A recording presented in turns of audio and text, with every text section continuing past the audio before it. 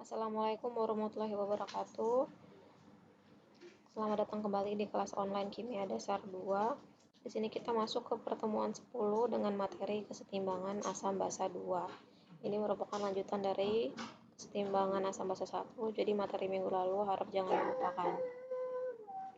Oke, jadi di sini kita akan membahas mengenai larutan penyangga atau biasa juga dikenal dengan buffer solution. Nah, larutan penyangga ini nanti terbagi menjadi dua ya, ada larutan penyangga asam dan ada larutan penyangga basa. Nah, pada dasarnya apakah yang dimaksud dengan larutan penyangga? Larutan penyangga itu sendiri adalah larutan yang mampu mempertahankan pH apabila diberi perlakuan pengenceran dengan air maupun penambahan sedikit asam ataupun sedikit basa. Ingat pemberiannya hanya sedikit ya, kalau terlalu banyak ya dia pasti kalah. Nah, di sini ada dua jenis larutan penyangga tadi seperti yang sudah saya sebutkan, penyangga asam dan penyangga basa. Nah, di sini penyangga asam itu terdiri dari asam lemah dan garam yang mengandung basa konjugasi dari si asam lemahnya. Sedangkan penyangga basa itu terdiri dari basa lemah dan garam yang mengandung asam konjugasinya. Akan tetapi sebenarnya larutan penyangga itu bisa juga dibuat dengan mencampurkan asam lemah berlebih dengan basa kuat, atau jika basa lemah itu yang asam lemah berlebih dicampurkan dengan asam kuat. Itu juga bisa membuat larutan penyangga. Nah, sebagai contoh dari asam lemah dengan garamnya itu adalah asam asetat ditambah dengan CH3CONA. CH3COH ini merupakan asamnya dan basa konjugasinya itu adalah CH3COH. Ingat CH3COO-. Ingatkan pertemuan minggu lalu bahwa ada pertukaran proton ya. Sedangkan basa lemah dengan garam yang mengandung asam konjugasinya. Di sini contohnya adalah NH3 dengan NH4Cl.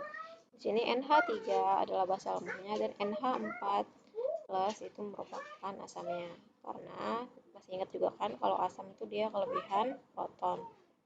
Nah, secara tidak langsung ini contohnya adalah penambahan asam lemah CH3COOH ditambahkan dengan basa kuat atau NaOH.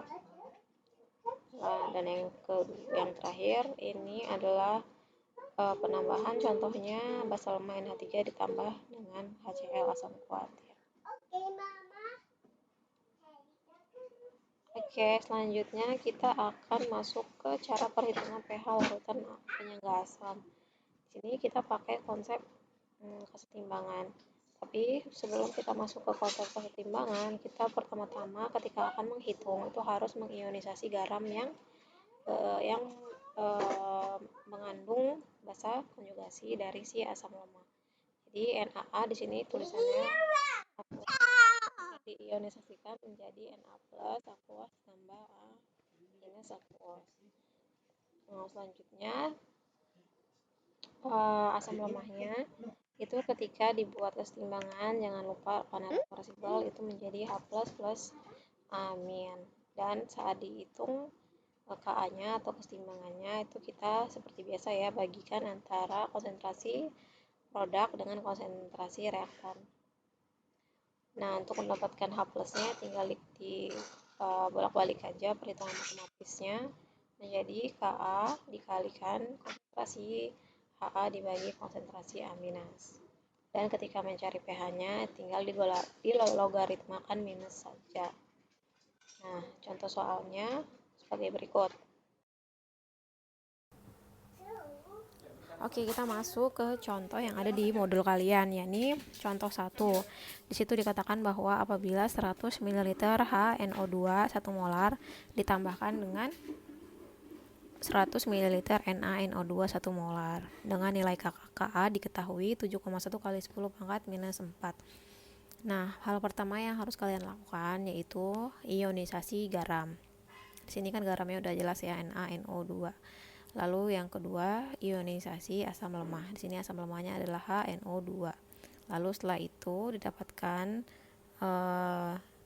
jumlah dari masing-masing unsur ketika dihitung dalam stoikiometrinya, baru kita bisa masuk ke dalam konsep kesetimbangan. Oke, pertama-tama kita lakukan saja ionisasi garam. Di sini NaNO2 aqueous menjadi Na plus aqueous ditambah NO2 min aqueous. Nah, di sini jumlahnya adalah 100 ml 1 molar. Untuk mencari molnya, kita tinggal kalikan saja kan, 100 ml dikalikan dengan 1 molar menjadi 100 milimol, ya kan? Nah, karena ini konstantanya 1 dan di sini juga 1, maka jumlahnya di sebelah produk juga sama-sama 100 milimol. Nah, itu yang pertama. Lalu kedua, kita ionisasi asam lemahnya. Sini asam lemahnya adalah HNO3. Jangan lupa panah dua arah kanan kiri menjadi NO2- aqueous. Ini juga aqueous ditambah H+ aqueous. Nah, lalu di sini tulis mula-mula reaksi dan sisa ya, perhitungan stokiometri. Ini HNO2-nya ini ya perkalian, tinggal dikali juga 100 dikali 1, jadi 100 milimol juga jumlahnya. 100 milimol. Sini NO2 jumlahnya sama ya, 100 milimol di mula-mula, dan di sini kita tidak tahu, masih 0 H+-nya. Nah, yang bereaksi kita nggak tahu jumlahnya, mungkin kita tulis saja dalam X. Lalu NO2 juga kita nggak tahu X, dan H+-nya juga HX. Dan di bawah sini 100 minus X. Dan di bagian kanan di produk sini sama ya, 100 plus X. Dan yang paling kanan adalah X. Nah, kita bisa masuk ke timbangan selanjutnya. Yang ketiga, kita hitung nilai Ka-nya. Nah, perhitungan Ka perkalian antara konsentrasi NO2 minus dikalikan dengan H+, kita bagi dengan konsentrasi yang ada di produk, yaitu yang ada di reaktan, yaitu HNO2. Nilai Ka diketahui 7,1 dikali 10 pangkat minus 4, lalu sama dengan nilai NO2 nya adalah 100 plus X dikalikan dengan H plusnya adalah X dibagi HNO2 di sini adalah 100 minus X. Nah, X nya kita gunakan atau enggak ya, jangan lupa ketentuan yang sudah kita bahas minggu lalu. Apabila asam lemah mula-mula dibagi dengan nilai Ka lebih dari 400 pembagiannya, maka X bisa diabaikan. Nah, di sini nilai HA-nya adalah ini ya, 100 milimol. 100 milimol ini diubah menjadi berapa molar dibagikan langsung dengan nilai Ka 7,1 dikali 10 pangkat 94. Nah, kalian tahu kan cara menghitung molarnya. Nah, itu pasti lebih dari 400 sehingga X bisa diabaikan. X mana saja yang diabaikan, yaitu X yang ada di sini dan yang ada di sini ya. Sehingga kita bisa tulis 100 dikali X per 100. Sini nilainya masih tetap 7,1 dikali 10 pangkat minus 4. Langsung aja kita coret sehingga dapatlah nilai X 7,1 dikali 10 pangkat minus 4. Nah, berapakah nilai pH-nya? Langsung aja kita logaritmakan negatif dari 7,1 kali 10 pangkat minus 4. Langsung kita pindahkan 4 min log 7,1. Nah, langsung aja kan dihitung pakai kalkulator berapa, silahkan dihitung sendiri. Oke, masuk ke contoh soal yang kedua, yakni apabila 100 ml HC2H3O2 0,1 molar ditambahkan dengan 50 ml NaOH 0,1 molar. Nah, di sini H2H3O2 ini merupakan asam lemah ya. Dan di sini jumlahnya lebih banyak, 100 ml dibandingkan dengan NaOH. Di sini adalah asam kuat, jumlahnya lebih sedikit. Jadi ini asam lemah berlebih ditambahkan dengan basa kuat. Di sini cara pengerjaannya, yang pertama-tama kita kan ditanya hitung pH-nya ya. Pertama-tama kita tulis dulu reaksi asam basa antara asam lemah dengan basa kuat. Lalu kita hitung stoikiometri untuk mengetahui sisa dari garam yang terbentuk. Setelah itu kedua kita ionisasikan garamnya. Kita ionisasikan asam lemahnya. Setelah itu baru kita bisa menghitung pH dengan menggunakan konsep kesetimbangan. Oke, kita lakukan saja ya. Pertama-tama HC2H3O2 ditambahkan dengan NaOH, itu reaksi bolak-balik ya, reversible menjadi NaC2H3O2 ditambah H2O. Sini H2O liquid, sisanya aqueous. Nah, kita bikin stoikiometri mula-mula bereaksi dan sisa. Nah, di sini HC2H3O2-nya kita kalikan saja dari volume dari asam lemah tersebut dikalikan dengan molaritasnya. Yakni kalau kita hitung 10 milimol. 100 dikali 0,1. Lalu NaOH-nya kita kalikan 50 dengan 0,1. Jadi 5 milimol. Nah, di sini dicari mana reaksi pembatasnya. Di sini kan reaksi pembatas tuh caranya dibagikan aja jumlah mol dibagi dengan konstanta. Di sini kan 10 bagi 1 ya, sama dengan 10. Kalau yang NaOH 5 dibagi 1, konstantanya sama-sama 1, sama dengan 5. Mana yang lebih kecil itu adalah reaksi pembatas. Di sini NaOH nilainya lebih kecil, jadi dia adalah reaksi pembatas.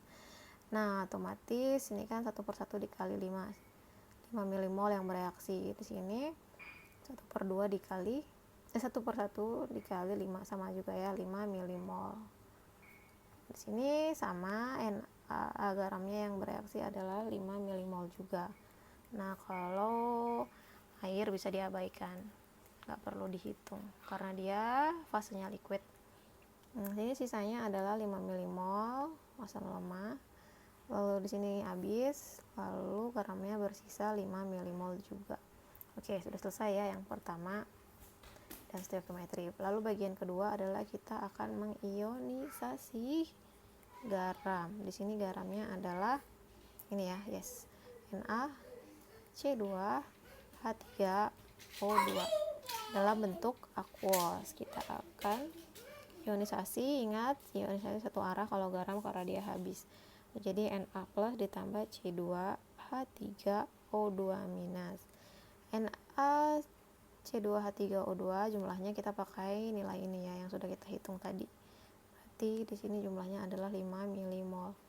Nah, semua konstantanya bernilai 1 sehingga untuk Na plus atau kationnya sama nilainya seperti garam, 5 milimol. Begitu juga dengan anionnya, nilainya adalah 5 milimol. Oke, selesai sampai di situ. Nomor 3 kita ionisasikan asam lemah.